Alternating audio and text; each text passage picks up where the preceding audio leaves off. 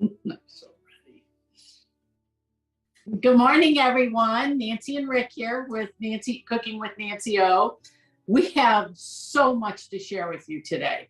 I don't even know where to start. So we're going to start with our tower garden. I wanted to show you our tower garden that we are growing indoors. We put one indoors this year and one outdoors. And the reason we did an indoor one is because the lettuces and the greens don't like the heat. So I have been growing all these wonderful microgreens, chard. I've got pak choi on there. We have sugar snap peas on there. We have marble peas on there. And our family is coming in town this week. We're so very excited to share all these fresh vegetables with them. We've been not touching that tower, letting it have lots and lots of veggies on it because we're going to be serving such delicious salads with it. And I'm so excited to have them here. So yesterday we had all kinds of family in our house. I hope all you dads had a wonderful Father's Day. I know my husband did, I hope. Yep. We spoiled him a lot yesterday.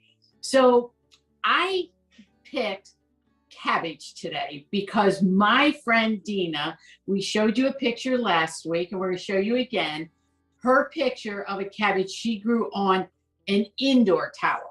Was not growing outdoors, but this is an indoor tower she's growing on. Do you see how big that is? She told me that it probably weighs about 11 to 14, 15 pounds. So today I went to the grocery store because I didn't have cabbage available, but I want to show you all the things you could do with it.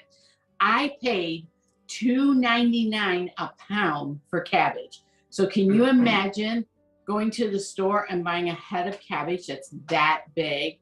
And that's your whole budget for the whole week, you know, in my eyes.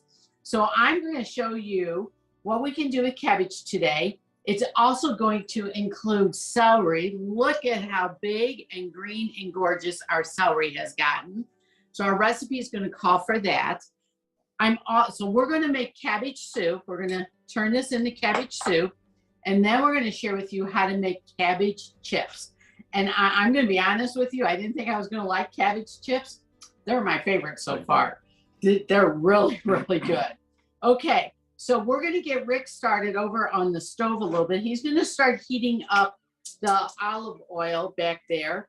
And he's going to add some ingredients to it. Let's see, we have carrots, onions, and our bowl of celery we cut up, and some salt and pepper.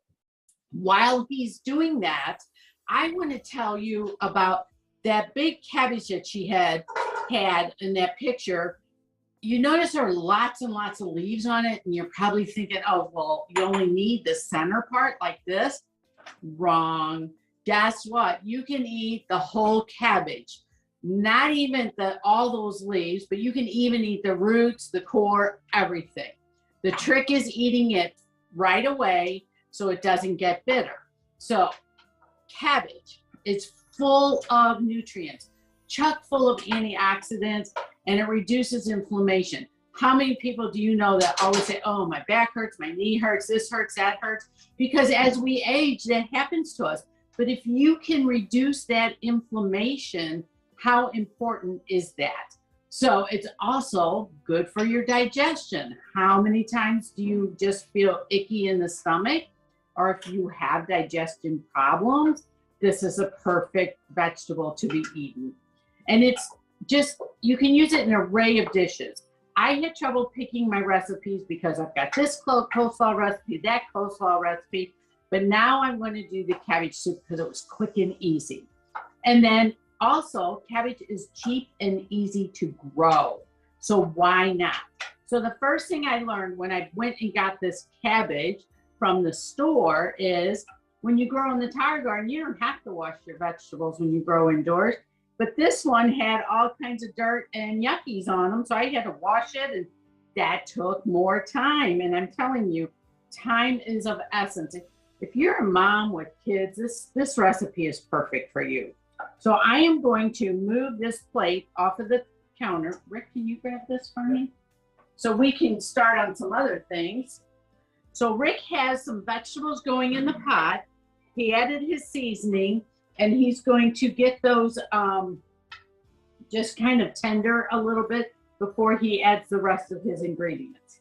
So while he's doing that, I still want to cover, I have a list of things here you can do with your cabbage.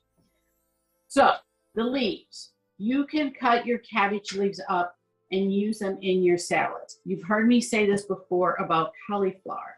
Cauliflower leaves are totally edible. All you do is add them to your salad, and then your cauliflower is covered. Same thing with the cabbage leaves. So, of course, you can make coleslaw. How about adding them to your stir fry the leaves? What another way? How many times you come home and whip up some stuff in the stir fry, add some cabbage leaves to it? And, of course, we are going to show you later how to make cabbage chips. So you can pre-boil cabbage leaves to soften them and then make a delicious cabbage roll. If you like cabbage rolls, you stuff them with your favorite veggie or meat and then cook them in the oven or however your recipe calls. Now, that is a great way to use up all of these vegetables, or this one vegetable. Okay, so Rick has got the cabbage soup going, and he's got olive oil, onions, carrots, and celery, and you put your salt and pepper in? Yep. And okay. The celery, we also cut the leaves up. Oh, yes. Rick reminded me because he started to throw the leaves away. Always add your leaves to your soup. They are wonderful in the soup. And I will tell you, oh, I didn't keep another, this celery is so dark green. The stuff at the store today was almost white. So it's a much more intense flavor. So it's going to really beef up the flavor of this soup. Okay, Rick, are you ready to stir in your beans, garlic, and thyme? Okay, beans, here you go. And your garlic. So while this recipe is taking a little time to cook, I will also be interacting with the cabbage chips to kind of show you other things we can do. Okay, so he needs to saute this for about 5 or 6 minutes to get that garlic really going. Actually longer, probably close to 15 minutes. So while he's doing that, and before we add the rest of the vegetables in, I'm going to set this recipe aside. I'm using my recipes because I got 2 going to keep it all straight for you guys. Okay, I took cabbage leaves. We just tear them. I tore them off the head. See what size I made them? This one. Okay, I'm going to just sprinkle these with a little bit of olive oil. And I'm telling you, it only took a little bit. And we're just going to kind of shake them up a little here. And the thing that I'm going to do with this is I'm just going to layer these on a cookie sheet. We already have the oven on. And obviously we've sampled these already today, and they were so delicious. Okay, let me get the cookie sheet. I got Rick doing too many things here, so what I did here is on the cookie sheet, just lay a piece of parchment down or foil or something in case any of the cabbage drips, because it's so moist. Put your cookie sheet on top. You probably don't have one this large, so you could use 2 small. But make sure you have a lip on your, like a jelly roll pan. And we're going to take these and we're just going to lay them like this on the cookie sheet.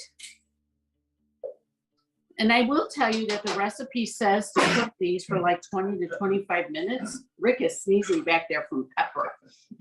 Do you guys hear him sneezing? And then I'm going to just take my salt shaker and shake a little bit of salt on to. What did you say, Rick? Rick is hollering. We're going to set these chips aside because he's ready for his next. So he is going to now add the broth to the water and simmer it. After that simmers a little bit, beans and tomatoes for this because we wanted this recipe to be fast and quick. So these are fire roasted tomatoes. And they will add so much flavor to this. Okay, I'm going to add this all here for you, Rick, and hand you that bowl. Okay? All right,